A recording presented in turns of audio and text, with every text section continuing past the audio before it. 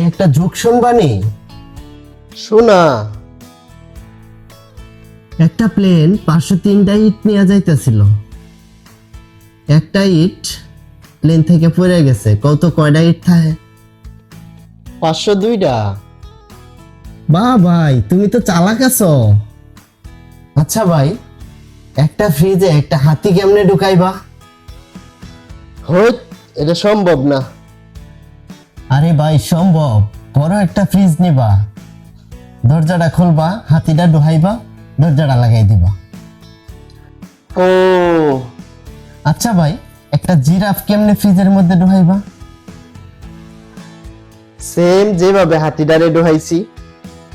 আরে না, ফ্রিজটা খুলবা, হাতিটা বের করবা, জিরাফটা ঢুকাইবা, দরজাটা লাগাই দিবা।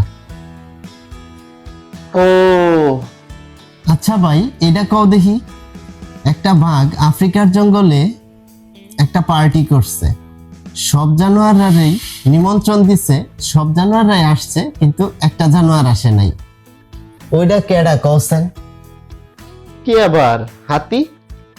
আরে না, জিরাফ জিরাফ। জিরাফ যে ফ্রিজের ভিতরে দরজা যে বন্ধ করে দিছিলাম, জিরাফ তো বাইরে হইতে পারছে না, জিরাফ আসে নাই। আরে ঠিক ঠিক। আচ্ছা ভাই, এটা কও দেখি। একটা মাইয়া নদী পার হইব, কিন্তু নদীর ভিতরে কুমির ভরপুর, কিন্তু ওই মাইয়া নদী কেমনে পার হইব?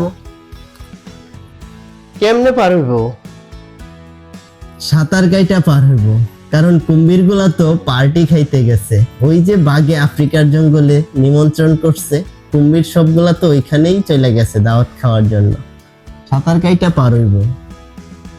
ও তারপরেও মাইয়াটা নদীর মাঝখানে গিয়া মইরা গেছে কা, কৌছেন মাইয়াটা কেমনে মইরা গেছে? ডুববে গেছে কেমন? আরে না, ওই যে প্লেন থেকে যে একটা ইট পড়ছিল, ওইটাই আইসা পড়ছে মায়ার মাথায়, ওই ইটটা পড়েই মায়া মারা গেছে। দুধ।